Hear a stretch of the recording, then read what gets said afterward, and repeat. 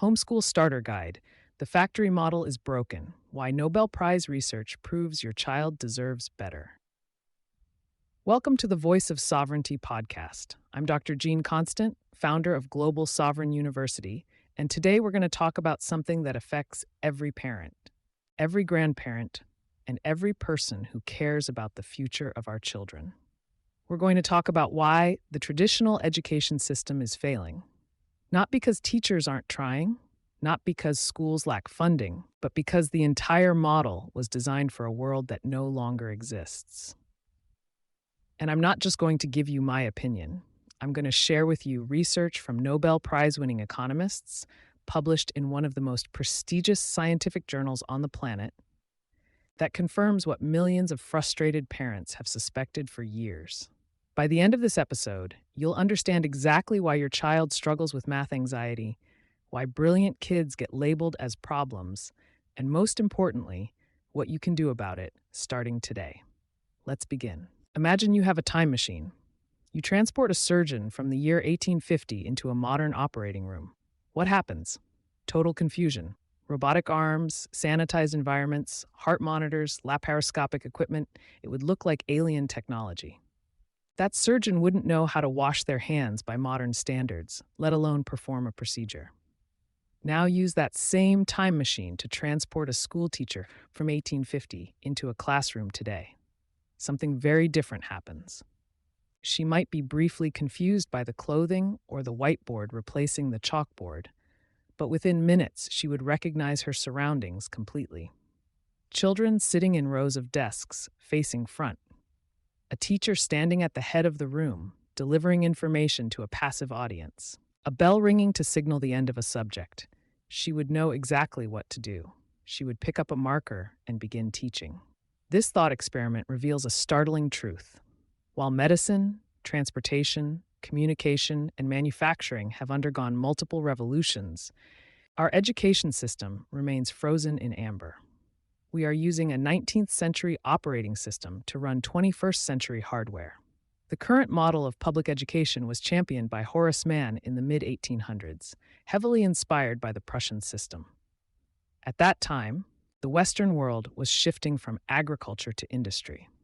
The tycoons of the Industrial Revolution didn't need workers capable of critical thinking or creativity. Those traits were liabilities on an assembly line.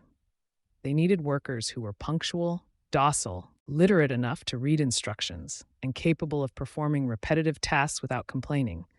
They needed people who would sit still, listen to authority, and move when a bell rang. Look at the structure of a traditional school, and the factory parallels become impossible to ignore. We group children by age, regardless of aptitude. We process them in batches. We move them from station to station, math, then English, then science, at the sound of a mechanical bell. It doesn't matter if a child is in a state of deep focus on their art project. When the bell rings, the work stops. The schedule dictates the learning, not the learner. Now here's where it gets really interesting. In February 2025, the journal Nature, one of the most prestigious scientific publications in the world, published research by Nobel Prize-winning economists Banerjee and Duflo.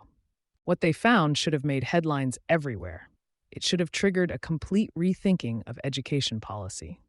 They discovered that students who scored 96% on classroom math tests succeeded only 1% of the time when facing real-world mathematical problems. Let that sink in.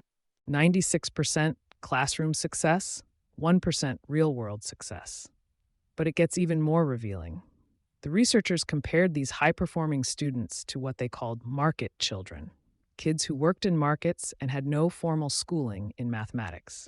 These market children, with zero classroom education, outperformed the honor students when it came to practical application. Why? Because the market children learned math by using it. They calculated change, they figured profit margins, they negotiated prices. Every math problem had immediate, tangible consequences. The school children learned math by memorizing formulas to pass tests. The moment the test was over, the information served no purpose, so their brains discarded it. This is what happens when we teach the tool before explaining the problem. Imagine teaching a child to use a screwdriver without ever showing them a loose screw. You lecture them on torque ratios, handle grips, the history of the Phillips head versus the flathead. By the time you hand them the screwdriver, they're bored, confused, and convinced that screwdrivers are useless. This is exactly how we teach algebra. We introduce x and y as floating, meaningless variables. We ask children to manipulate them in a void. Is it any wonder that math anxiety is a recognized psychological condition? The brain is a survival engine. It's constantly filtering information based on relevance. If it can't identify how a piece of information aids in survival or problem solving, it marks that information as spam and discards it. Abstract math, by definition, lacks immediate relevance. It's a solution searching for a problem. So, what does the science tell us about how children actually learn? There's something called the learning pyramid, associated with the National Training Laboratories. It breaks down retention rates, how much information a student remembers 2 weeks after engaging with it, based on the method of instruction. The numbers are devastating for traditional education. Lecture, the staple of classroom education, yields only 5% retention. That means if a teacher speaks for an hour, the average student walks away retaining only 3 minutes worth of information. Reading yields about 10%. Watching a video bumps it up to 20%. Demonstration gets you to 30%. Notice that these 4 methods, lecture, reading, video, and demonstration, make up the vast majority of a student's day in traditional school, and even the best of them fails to cross 50% retention. These are passive learning methods. They require input but demand very little output. Now look at the bottom half of the pyramid, the active learning methods. Group discussion raises retention to 50%. Practice by doing, actually solving the problem, conducting the experiment, skyrockets retention to 75%. And the most powerful method of all, teaching others.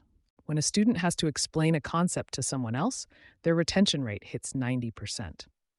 The standard model of sit still and listen is scientifically designed to produce forgetfulness.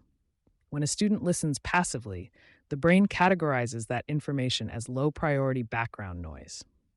But when a student is forced to produce an answer, to speak, to solve a problem, the brain switches gears. It signals, attention, we need this information to perform a task. We must encode this. This is why we've built our entire curriculum around what we call the speak, solve, listen cycle. Your child doesn't just read the problem, they hear it read aloud. They don't just click an answer, they speak it. They don't just get a grade, they get immediate conversational feedback from their AI tutor, Gino. Speaking is a powerful cognitive act. You cannot speak a coherent sentence about a topic you don't understand. You can nod your head while confused, but you cannot fake an explanation. Now, here's a paradox that traditional education cannot explain. That same child who supposedly has a short attention span and can't focus on a 10-minute worksheet, they just spent 3 hours in a state of hyper-focus playing a video game. That same child who claims they have a bad memory for dates and names, they've memorized the complex statistics of hundreds of different characters within the game. That same child who gives up on a math problem the moment it gets difficult, they just failed to beat a boss level 20 times in a row. And they immediately hit retry for a 21st attempt with zero loss of enthusiasm. If children are naturally lazy or unmotivated, why do they voluntarily subject themselves to such intense mental labor in a video game? The answer is that video games have accidentally perfected the art of engagement. First, there's instant feedback. In a traditional classroom, a student completes homework on Tuesday, hands it in on Wednesday, and maybe gets it back with a grade on Friday. By the time the student sees the red mark, the learning moment has passed. In a video game, feedback is immediate. Make a mistake and you know instantly. This allows the brain to correlate the action with the result. Second, there's the reframing of failure. In school, failure is a source of shame, a permanent mark on a record. In a game, failure is data. It's a necessary part of the learning process. No one expects to beat the game without dying on the first try. Because the cost of failure is low, the willingness to experiment is high. Third, there's hard fun. Children don't hate difficult tasks. They hate unfair tasks.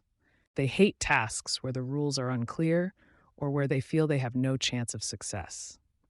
Video games provide a scaffolded challenge. They start with a tutorial level that teaches basic mechanics in a safe environment. Then they introduce challenges that are just slightly above the player's current skill level. This is what we call the Goldilocks zone, where the challenge is just right. Not so easy that it's boring, not so hard that it's anxiety-inducing. When a child is in this zone, learning happens almost automatically.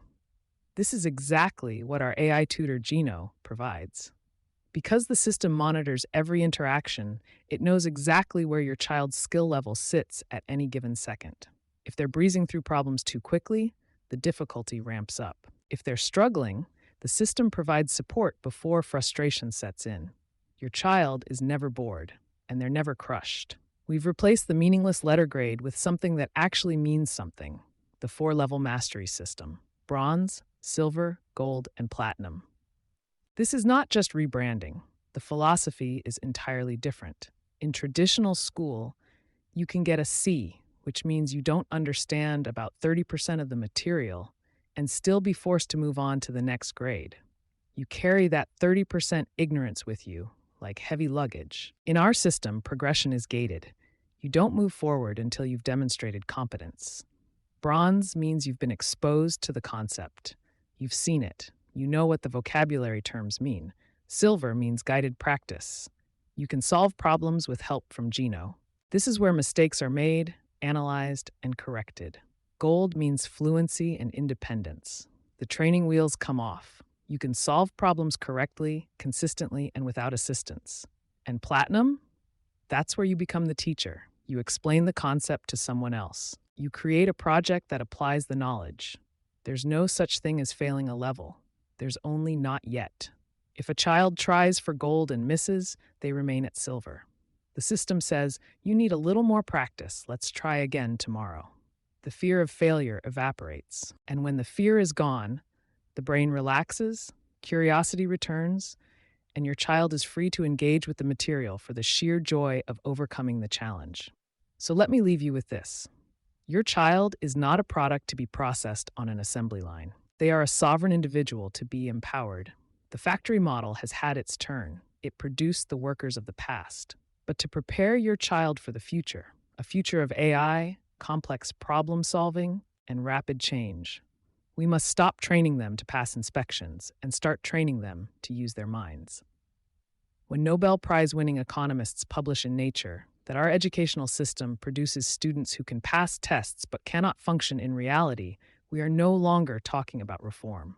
We are talking about rescue. The complete Homeschool Starter Guide gives you everything you need to begin that rescue mission today.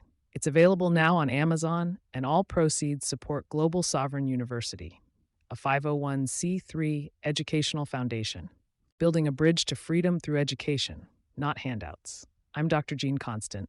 Thank you for listening to The Voice of Sovereignty, Homeschool Starter Guide B0GR NISJ4S at Amazon, $3.99 US.